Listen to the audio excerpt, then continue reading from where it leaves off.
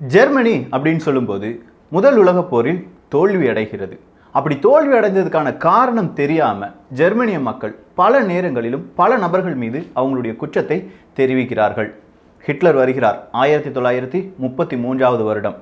நான் ஜெர்மனிக்கான விடுதலையை வாங்கி தருகிறேன், யூதர்களை கொல்ல வேண்டும். ஸோ யூதர்களை கொல்வது அவ்வளவு சுலபமான ஒரு விஷயமா? இந்த கேள்வியை நம்ம இந்த இரண்டாவது உலகப் போரின் போது கேட்டிருந்தோம் என்றால் இரண்டாவது உலகப் போருக்கான மறைமுகமான காரணங்கள் தெரிந்திருக்கும். அமெரிக்கா, ரஷ்யா இந்த இரண்டு நாடுகளும் எதிரி நாடுகள் அப்படின்னு சொல்லி தானே நம்ம கேள்விப்பட்டிருக்கோம். ஆனால் இந்த இரண்டு நாடுகளும் ஒரே நேர்கோட்டில் நின்றது, ஜெர்மனியை எதிர்ப்பதற்காக, ஹிட்லரை எதிர்ப்பதற்காக. ஆனால் வெறுமனே எதிர்ப்பதற்காக மட்டும்தான் இரண்டு நாடுகள் ஒன்றிணைந்ததா? கிடையவே கிடையாது. ஆப்ரேஷன் பேப்பர் கிளிப், இதைத்தான் இந்த ஒரு பதிவில் பார்க்க போகிறோம். அன்பு தமிழஞ்சங்களுக்கு தமிழ் பொக்கிஷத்தின் வணக்கங்கள்.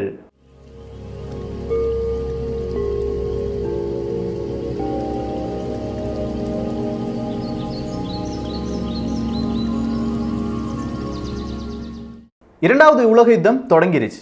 ஆனால் தொடங்கின பிறகுதான் ஜெர்மனிக்கு ஒரு விஷயம் புரியுது, அவ்வளோ சீக்கிரமாக நம்மளால் இதில் ஜெயிக்க முடியாது, பல நாடுகள் ஒன்றிணைந்து விட்டன, ஸோ எல்லா நாடுகளையும் நம்ம அடிக்க வேண்டும் அப்படின்னு சொல்கிற ஒரு உண்மை. ஹிட்லருக்கு பலவிதமான உண்மை அப்போ தான் புரிய வருது. சரி, அப்படின்னா யூதர்களை கொல்ல வேண்டும், எந்தெந்த யூதரை கொல்ல வேண்டும், இதுதான் அடுத்த கேள்வி. பார்க்கிற எல்லா யூதர்களையும் கொன்று குவிக்க வேண்டும் அப்படின்னு சொல்லி நாசி படைகள் இருந்தாலும் பர்டிகுலராக கொஞ்சம் லிஸ்ட் ஹிட்லர் கையில் கிடைக்குது. அந்த லிஸ்ட் யார் அப்படின்னு பார்த்தீங்கன்னா, இல்லை எங்கேருந்து வந்திருக்கு அப்படின்னு பார்த்தீங்கன்னா, சுவிட்சர்லாந்துலேருந்து வந்திருக்கு. சுவிஸ் அப்படின்னு சொல்கிறோம் பாருங்க, அந்த நாட்டிலேருந்து வந்திருக்கு. குறிப்பாக சொல்லப்போனால் ஜெனீவாலாம் இருக்கு பாருங்க, அந்த இடத்துல தான் பல அமைதி பேச்சுவார்த்தையும் உடன்படிக்கையும் ஜெனீவா நாட்டில் மட்டுமே நடந்தது. ஆனால் ஹிட்லர் எல்லா நாட்டுக்குமே படையெடுத்து சென்றார், ஒரு நாட்டை தவிர, சுவிட்சர்லாந்தை தவிர. ஏன் தெரியுமா? ஏன்னா இந்த பணக்காரர்களுடைய லிஸ்ட்டை, அதாவது யூதர்களுடைய பெயரை அறிவித்ததே சுவிட்சர்லாந்து அப்படிங்கிறது ஒரு மறைமுக உண்மையாக இருக்கிறது. ஸோ ஹிட்லர் பக்கம் ஒரு லிஸ்ட் கிடைக்குது. அந்த லிஸ்ட்டில் இருக்கிற யூதர்கள் சுவிஸில் ரொம்ப பெரிய அளவு பணம், தங்கம் இது எல்லாமே வச்சிருக்காங்க, பேங்க்ல வச்சிருக்காங்க. அதையெல்லாம் சுவிஸ் வங்கி ரொம்ப பத்திரமா பாதுகாப்பதாக சொல்கிறார்கள். ஏன்னா சுவிஸினுடைய ஒரு விதமான பொருளாதார கொள்கை அதுதான். அதிகமாக டாக்ஸ் கட்ட வேண்டாம், யாருடைய பெயரும் வெளியில வராது, கருப்பு பணம் எல்லாம் இங்கே கொண்டு வரலாம்.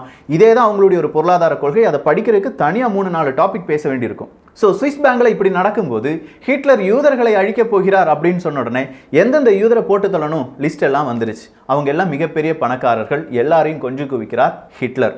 கொஞ்சம் பணம் யாருக்கு கிடைக்குது? ஹிட்லருக்கு, ஜெர்மனிக்கு கிடைக்குது. போர் புரிய வேண்டும் என்றால் பணம் தேவை. இந்த பணம்லாம் எங்கேருந்து வருது இவங்களுக்கு? நிறைய நேரத்தில் சுவிஸ் என்ன செய்வாங்கன்னா பணம் கொடுத்து உதவுவார்கள். நீங்கள் வேணா இனி முதலாவது உலகப் போர், இரண்டாவது உலகப் போர், இல்லாட்டி இப்போ நடக்கிற சின்ன சின்ன போர், யுத்தம், இதுக்கு எல்லாத்துக்கும் பணம் யார் கொடுக்குறாங்க அப்படிங்கிற ஒரு கேள்வியை கேட்டு பாருங்கள். அந்த பணம் அமெரிக்க பாண்டாவோ இல்லாட்டி தங்கமாகவோ இவங்க என்ன வச்சுக்கிடுவாங்க, திரும்ப பெற்றுக்கொள்வார்கள். ஸோ தங்கத்தெல்லாம் அவங்க வாங்கின பிறகு அங்கே இருக்கிற பணக்காரர்களை கொஞ்சம் குவித்து விட்டார்கள். இப்போ அந்த பணக்காரர்களுடைய பிள்ளைகளோ இல்லாட்டி உறவினர்களோ சுவிஸ் வங்கியில் கேட்குறாங்க, எங்கள் அப்பா வந்து இவ்வளோ பணம் கொடுத்தாராமே, இருக்கா, நீ யார், அந்த சீக்ரெட் கோட் என்ன, எதுவுமே இல்லைன்னா உனக்கு பணமே கிடையாது, போ வந்தால அப்படின்னு சொல்லி விட்டுடுறாங்க. இப்படி அந்த வங்கி மிகப்பெரிய வங்கியாக, அசட் நிறைந்த ஒரு வங்கியாக மாறுகிறது. உலகின் நம்பர் 1 பணக்கார நாடாக உருப்பெறுகிறது. இப்படி உருப்பெறும் போது தான் அங்கே இருக்கிற செல்வம் யாருடையது அப்படின்னு சொல்ல முடியாது, ஆனால் நிறைய பேருடைய செல்வம் இப்படி சுவிஸ் வங்கியில் மாட்டிக்கொண்டு விட்டது. இது ஒரு புறம் இருக்கட்டும். ஸோ இப்படி நிறைய பேரை கொஞ்சம் குவிக்க வேண்டும் அப்படின்னா பல நாள் யுத்தம் தொடர்ந்து கொண்டே இருக்கிறது. 1943 ஹிட்லர் ரஷ்யாவுக்கு எதிராக மிகப்பெரிய போர் பிரகடனம் செய்கிறார்.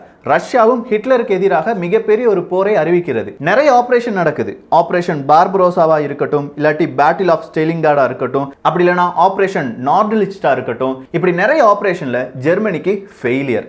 ஸோ ஜெர்மனிக்கு ஒரு வழியே கிடையாது. 1943 வருடம் ஏதாவது புதிய வெப்பனை கண்டுபிடிக்கணும். இந்த உலகில் நிறைய வெப்பனை யார் கண்டுபிடிச்சாங்க? புதிய புதிய பொருட்களை, ஆயுதங்களை கண்டுபிடித்த நாடு எது அப்படின்னு கேட்டிங்கன்னா ஜெர்மனி தாங்க. அடிச்சு சொல்லுங்க, எந்த ஒரு விஞ்ஞானி வேணா நீங்க எடுத்து பாருங்க, அவங்களுக்கு பேக்ரவுண்ட் ஜெர்மனியாக தான் இருக்கும். யூதர்கள் அப்படின்னு சொல்றோம்ல, அதுல நிறைய பேர் எங்க தான் வாழ்ந்து வந்தார்கள்? ஜெர்மனியில் தான் வாழ்ந்து வந்தார்கள். ஸோ அறிவு மிக்கவர்கள் யூதர்கள், அவங்க ஜெர்மனியில் இருக்காங்க. புதிய புதிய கண்டுபிடிப்புகள் கண்டுபிடிக்கப்படுகின்றன. ஜெர்மனியை அழிக்க வேண்டும். ஒரு கட்டத்தில் ஹிட்லர் வருகிறார். இப்படி அழிக்கப்படும் நேரம் இப்போ அமெரிக்காவுக்கும் ரஷ்யாவுக்கும் ஒரே ஒரு ஆசை, எப்படினாலும் ஜெர்மனியை தோற்கடித்து விடலாம். ஆனால் அங்கே இருக்கிற டெக்னாலஜியை யார் திருடுறது? இதுதான் இப்போ பெரிய பிரச்சனை. ஆனால் இந்த இரண்டு நாடுகளும் பேசி நீயும் நானும் பாதி பாதி எடுத்துக்கிடுவோமா அப்படின்னு பார்த்தா கிடையாது. இரண்டு நாடுகளும் சேர்ந்து ஜெர்மனியை தோற்கடிக்க வேண்டும் அப்படின்னு சொல்லி ஒன்றாக இணைகிறோம் என்று ஒன்றாக இணைந்தார்கள். ஆனால் இப்போ என்ன செஞ்சாங்க? அமெரிக்கா தனியா ஒரு கூட்டத்தை கூட்டுறாங்க, ஒரு அமைப்பை ஏற்படுத்துகிறார்கள். அந்த அமைப்பு எது அப்படின்னு கேட்டீங்கன்னா, இப்போ நம்ம CIA அப்படின்னு சொல்றோம் பாருங்க, அமெரிக்காவினுடைய உளவு அமைப்பு. அதுக்கு முன்னாடி இது வேறொரு பெயரில் அறியப்பட்டிருந்தது OSS, office of strategic service அப்படின்னு சொல்லுவாங்க. இந்த ஆஃபீஸ் ஆஃப் ஸ்ட்ராட்டஜிக் சர்வீஸ் அதனுடைய கிளை அமைப்பை ஏற்படுத்துகிறது. அந்த அமைப்பின் பெயர் joint intelligence objective agency, JIOA என்று அழைப்பார்கள். இந்த JIOA மிக முக்கியமான சில விதமான நபர்களை ரிக்ரூட் பண்றாங்க. எல்லாமே பெரிய பெரிய அதிகாரிகள், உயர்நிலையில் இருக்கும் அதிகாரிகள். அவங்களுடைய வேலை என்னன்னா, 1943-44 இந்த காலகட்டம் வந்துருச்சு. நம்ம நாசி படையை முழுவதுமாக அழிக்க வேண்டும். அதற்கு முன்பாக அங்க இருக்கிற டெக்னாலஜியை நாம் பயன்படுத்த வேண்டும். அந்த சயின்டிஸ்ட்ட கொஞ்சம் விதமான இன்ஃபர்மேஷனை நம்ம கேதர் பண்ணணும். எந்த சயின்டிஸ்ட் கிடைச்சாலும் சரி, அணு ஆயுதமாக இருக்கட்டும், ஏவுகணைகளாக இருக்கட்டும். ஏன்னா V2 ராக்கெட்டை ரொம்ப பெரிய அளவில் ஜெர்மனி தயாரித்து கொண்டிருந்த நேரம், ஏவுகணைகளாக இருக்கட்டும், கப்பலாக இருக்கட்டும், யூடியூப் போட்லாம் நீங்க கேள்விப்பட்டிருப்பீங்க. இப்படி நிறைய டெக்னாலஜியை அவங்களிடம் பேசி அதை நம்ம வாங்கிக் கொள்ளலாம். இதுதான் இவங்களுடைய இந்த JIOA மிக முக்கியமான குறிக்கோள். இவ்வளவுதான் குறிக்கோளா இருந்துச்சு. ஆனா போக போக தான் தெரிந்தது, 1944வது வருடம் எல்லா விஞ்ஞானிகளும், சயின்டிஸ்ட், அதே மாதிரி அங்க இருக்கிற கெமிக்கல் வெப்பனை கிரியேட் பண்றவங்க எல்லாரும் ஒரு இடத்தில் இருக்கிறார்கள். அவங்க என்ன செய்யறது அப்படின்னு சொல்லி ஒரு விதமான இன்ஃபர்மேஷன் நம்ம OSSக்கு வருது, அதாவது CIAக்கு வருது. அமெரிக்கா விடுமா, யாரும் எதுவும் செய்ய வேண்டாம், நான் அங்க வாரேன், அதுக்கு முன்னாடி நீங்க என்னென்ன செய்யணும் அப்படிங்கிற சில விதமான கட்டளைகளை பிறப்பிக்கிறது.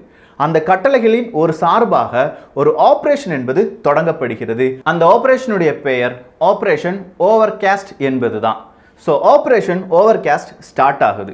இப்படி ஓவர்காஸ்ட் ஸ்டார்ட் ஆகிறதுக்கு முன்னாடி ஜெர்மனியில் எப்படி எல்லா சயின்டிஸ்டும் ஒரே இடத்தில் வந்தார்கள்? இதுதான் அடுத்த கேள்வி. நம்ம சொன்னோம்ல, 1943வது வருடம் USSR, அமெரிக்கா, பிரிட்டன் எல்லாருமே ஒன்றிணைந்து விட்டார்கள். ஸோ ஜெர்மனி நினைக்குது, இதுக்கு மேலே போராடுறதுக்கு நம்மகிட்ட எந்த ஒரு பலமும் கிடையாது, ஸ்டீல் கிடையாது, இரும்பு கிடையாது, ஆயுதங்கள் கிடையாது, சயின்டிஸ்ட் ஏதாவது ஒரு பயோ வெப்பனை கிரியேட் பண்ணுங்க. குறிப்பா இந்த புபோனிக் பிளேக் அப்படிலாம் சொல்றோம் பாருங்க, அந்த மாதிரியான ஒரு நோயை நாம் உருவாக்க வேண்டும். அது இல்லையா ஏவுகணைகளை உருவாக்க வேண்டும். எல்லா சயின்டிஸ்டையும், எல்லா மருத்துவர்களையும் ஒன்றிணையுங்கள் அப்படின்னு சொல்லி ஹிட்லரிடம் இருந்து ஒரு உத்தரவு வருகிறது. அதன் பேரில் எல்லா சயின்டிஸ்டும் ஒரே இடத்துல வந்து நிக்கிறாங்க. இந்த சயின்டிஸ்டை எய்ம் பண்ணி தான் ஆபரேஷன் ஓவர்காஸ்ட் என்பது செய்யப்படுகிறது. சோ கிட்டத்தட்ட 4000க்கும் மேற்பட்ட சயின்டிஸ்ட். ஆனா இதுல எந்தெந்த சயின்டிஸ்ட் நமக்கு தேவை? இந்த ஒரு லிஸ்ட் ஹிட்லருக்கு தேவைப்படுகிறது. வெர்னர் ஓசர்பெர்க் அப்படிங்கிறவரை கூப்பிட்டு தெளிவான சயின்டிஸ்டினுடைய பெயரை மட்டும் எனக்கு தாருங்கள் அப்படின்னு சொல்றாங்க. வெர்னர் ரோசன்பெர்க்கும் என்ன செய்கிறார், ரொம்ப சயின்டிஸ்டினுடைய ப்ரொஃபைல் எல்லாமே பார்த்து பல சயின்டிஸ்டினுடைய பெயரை ஒரு லிஸ்டா எழுதி ஜெர்மனி ஹிட்லருக்கு பாஸ் பண்ணி விடுறாங்க. அதனுடைய நகல் கொஞ்சம் நபர்களுக்கு பாஸ் செய்யப்படுகிறது. தேவையில்லாத ஒரு காப்பி, ஒரு பேப்பர்ல எழுதின ஒரு லிஸ்ட் என்ன செய்யப்படுகிறது, ஒரு டாய்லெட்ல கொஞ்சமா அழிக்கப்படுகிறது. அந்த டாய்லெட்டுக்குள்ள போலந்து நாட்டை சேர்ந்த ஒரு லேப் டெக்னீஷியன் அதை யூஸ் பண்ண போறாங்க, அந்த டாய்லெட்டை யூஸ் பண்ண போறாங்க. அப்படி யூஸ் பண்ண போகும்போது தான், என்னடா அழியாத நிலையில் ஒரு பேப்பர் இருக்கே அப்படின்னு சொல்லி அதுல ஏதோ எழுதி இருக்கு. அதை எடுத்து பார்க்கும்போது தான் தெரியுது நிறைய சயின்டிஸ்டினுடைய பெயர்கள். இந்த பெயர், இந்த பட்டியல் யாருக்கு செல்கிறது? அமெரிக்காவுக்கு செல்கிறது. அதன் பிறகுதான் ஆபரேஷன் ஓவர்காஸ்ட் என்பது ஆரம்பிக்கிறது. சரி, அப்படின்னா அப்போதைய அமெரிக்க அதிபர் இதற்கு உத்தரவு கொடுத்து விட்டாரா? இந்த சயின்டிஸ்ட போய் நீங்க பேசுங்க, இல்லாட்டி இந்த சயின்டிஸ்ட் இங்க கொண்டு வாங்க அப்படிங்கிறதுக்கு உத்தரவு கொடுத்து விட்டார்களா? இல்ல, உத்தரவு எதுவுமே கொடுக்கல. ஒரே ஒரு வார்த்தை மட்டும் சொன்னார், நாசி படைக்கு கீழ் ஏதாவது ஒரு சயின்டிஸ்டோ இல்லாட்டி மருத்துவரோ உங்கள் கையில் கிடைத்தார்கள் என்றால் அவர்களை கொன்று விடுங்கள். நம்ம நாட்டுக்கு யாருமே தேவை கிடையாது, அவங்க கிட்ட எந்த விதமான விசாரணையும் செய்யக்கூடாது. ஆனா CIA, OSS அப்படிங்கிற அமைப்புக்கு மிகப்பெரிய ஒரு உண்மை தெரியும். அந்த சயின்டிஸ்டை நம்ம நாட்டுக்கு கொண்டு வந்துட்டோம்னா நிச்சயமா நம்ம நாட்டில் மிகப்பெரிய தொழில்நுட்பத்தை எல்லாமே கொண்டு வந்துடலாம். ஏன்னா ஜெர்மனிய படையை ஹிட்லர் அப்படி வழி நடத்தி வருகிறார் அப்படிங்கிறது தெரியும். ஸோ அமெரிக்க அதிபர் அவங்களுடைய பேச்சையும் கேட்க வேண்டும், அதே நேரத்தில் சயின்டிஸ்டையும் இந்த நாட்டுக்கு கொண்டு வரணும். மிகப்பெரிய இந்த ஆபரேஷன் ஓவர்காஸ்ட் அப்படிங்கிறது மிகப்பெரிய ஒரு பொருளாக மாறுகிறது. ஸோ இந்த OSS டீமை சேர்ந்த அதிகாரிகள் என்ன நினைக்கிறாங்க, ஃபர்ஸ்ட் நம்ம போய் இந்த சயின்டிஸ்ட் எல்லாம் பார்க்கலாம் அப்படின்னு சொல்றாங்க. 1945வது வருடம் எல்லாமே முடிஞ்சிருச்சு, போர்லாம் ஜெர்மனிலாம் தோத்துட்டாங்க. சயின்டிஸ்ட போய் இவங்க பார்க்கறாங்க, இந்த OSS டீம் போய் பார்க்குது. அப்படி பார்க்கும்போது சொல்றாங்க, நாங்க உங்ககிட்ட கொஞ்சம் பேச விரும்புகிறோம், எந்தெந்த விஞ்ஞானிகள் என்னுடன் பேச வருகிறீர்கள் இப்படிங்கிற ஒரு கேள்வி கேட்கப்படுகிறது. பல விஞ்ஞானிகள் நாங்க உங்க கூட பேச்சுவார்த்தையில் ஈடுபட விரும்புகிறோம் அப்படின்னு சொல்றாங்க. சோ இந்த ஓசன்பெர்க் லிஸ்ட்ல இருக்கிற விஞ்ஞானிகளுடைய பெயர் வாசிக்கப்படுகிறது. அப்படி வாசித்த அனைத்து விஞ்ஞானிகளிடமும் நேரடியாக OSS அப்படிங்கிற நம்ம CIA டீம் கொஞ்சமா பேச்சுவார்த்தையில் ஈடுபடுகிறார்கள். உங்களுடைய குடும்பம் இப்போ ஒரு இடத்துல இருக்கு, பவாரியா அப்படிங்கிற ஒரு இடத்துல இருக்கு. அந்த இடத்துல இருக்கிற குடும்பமும் நீங்களும் அமெரிக்காவுக்கு நாடு கடத்தப்படுவீர்கள், உங்களுக்கு சம்மதமா அப்படிங்கிற கேள்வியை கேட்கிறார்கள். பல விஞ்ஞானிகளும் அதுக்கு ஓகே சொல்றாங்க. ஆனா ஒரு அரை மனதோடு ஓகே சொல்றாங்க. அமெரிக்கா இப்படி கொண்டு போய் நம்மளை கொன்னுருவாங்களோ, இந்த ஒரு பயம் எல்லா விஞ்ஞானிகளுக்கும் இருக்கிறது. இதுல மிக முக்கியமான விஞ்ஞானியின் பெயர் தான் வெர்னர் ஆன் பிரவுன் என்பவர். இந்த வெர்னர் ஆன் பிரவுன் V2 ரக ஏவுகணையை தயாரித்து கொண்டிருந்தவர். ஸோ 1945 வருடம் எல்லா விஞ்ஞானிகளிடமும் பேச்சுவார்த்தையில் ஈடுபட்ட இந்த OSS டீம் அடுத்ததா வேறொரு நடவடிக்கைகளில் ஈடுபடுகிறது. அங்கே இருக்கிற அந்த குடும்ப உறுப்பினர்கள், சயின்டிஸ்டுக்கு குடும்ப உறுப்பினர்கள் எல்லாருமே இருப்பாங்கல்ல, அவங்களுடைய டேட்டா எல்லாத்தையும் வெரிஃபை பண்ணுறாங்க. அப்படி டேட்டாவை வெரிஃபை பண்ண பிறகு இந்த சயின்டிஸ்டினுடைய டேட்டா, அவங்க நாசிப்படையில் எவ்வளவு தூரம் வேலை செஞ்சுருக்காங்க, அவங்க மேலே ஏதாவது பிளாக் லிஸ்ட் இருக்கா, இதை ஆராய்கிறார்கள். அப்படி ஆராய்ந்த பிறகு அந்த டேட்டா முழுவதும் அழிக்கப்படுகிறது. எப்படிலாம் அழிக்க முடியுமோ எல்லா விதத்திலையும் அழித்து ஒவ்வொரு சயின்டிஸ்டாக நீங்கள் இந்த மாதிரி அமெரிக்காவில் வந்து இறங்குங்க, உங்கள் மேலே எந்த பிளாக் லிஸ்ட்டும் இருக்காது, நாங்கள் உங்களை காப்பாற்றுறோம் அப்படிங்கிற உறுதித்தன்மை கொடுக்கப்படுகிறது. ஸோ ஆப்ரேஷன் ஓவர்காஸ்ட் என்பது பல இடங்களிலும் தெரியப்படுகிறது. அதனால் இந்த ப்ராஜெக்டினுடைய பெயரை ஆப்ரேஷன் பேப்பர் கிளிப் அப்படின்னு சொல்லி மாற்றுறாங்க. இந்த ஆப்ரேஷன் பேப்பர் கிளிப் வழியாக கிட்டத்தட்ட 1600 விஞ்ஞானிகள் அமெரிக்காவுக்குள் வருகிறார்கள். ஒரு கட்டத்தில் இந்த ஆன் பிரவுன் அப்படின்லாம் சொன்னோம் பாருங்க, அவங்க தான் அமெரிக்காவினுடைய விண்வெளி துறையில் மிக முக்கிய ஒரு நபராக மாறுகிறார். நாசாவையே கண்ட்ரோல் செய்யக்கூடிய ஒரு விஞ்ஞானியாகவும் ஒரு காலத்தில் திகழ்ந்தார். இதன் பிறகு அமெரிக்காவில் ஏகப்பட்ட மாற்றங்கள். ஸோ 2 ராக்கெட் இருந்துச்சு. ஒன்று செயல்படக்கூடிய ராக்கெட், இன்னொன்று செயல்படாத ஒரு ராக்கெட். அது யார் பக்கம் போகுது? செயல்படாத ராக்கெட் ரஷ்யாவின் பக்கம். அவங்களும் அதே மாதிரியான டெக்னாலஜியை திருடி செல்கிறார்கள். ஒரு கட்டத்திற்கு பிறகு அமெரிக்காவும் ரஷ்யாவும் கோல்டு வார் ஸ்டார்ட் பண்ணுது. அதன் பிறகு அங்கே என்ன நடைபெற்றது, எந்தெந்த விஞ்ஞானிகள் எப்படியெல்லாம் பிரிக்கப்பட்டார்கள், ஆப்ரேஷன் டஸ்ட் பின் அப்படிங்கிற ஒரு ஆப்ரேஷன் செய்யப்பட்டது. இதுக்கு நடுவில் நம்ம சொன்ன ஹிஸ்டரியில் கிட்டத்தட்ட 36 ஆப்ரேஷன்ஸ் செய்யப்பட்டது. அது என்ன இப்போ நம்ம பார்த்தது சும்மா ஒரு ட்ரெய்லர் தான். நிறைய விஷயங்கள், ஒரு இடத்துலேருந்து இன்னொரு இடத்துக்கு வந்துட்டாங்களா நம்ம ஈஸியாக சொல்லிட்டோம். ஆனால் அதுக்கு பின்னாடி இருந்த பலதரப்பட்ட பிரச்சனைகள் இருக்கிறது.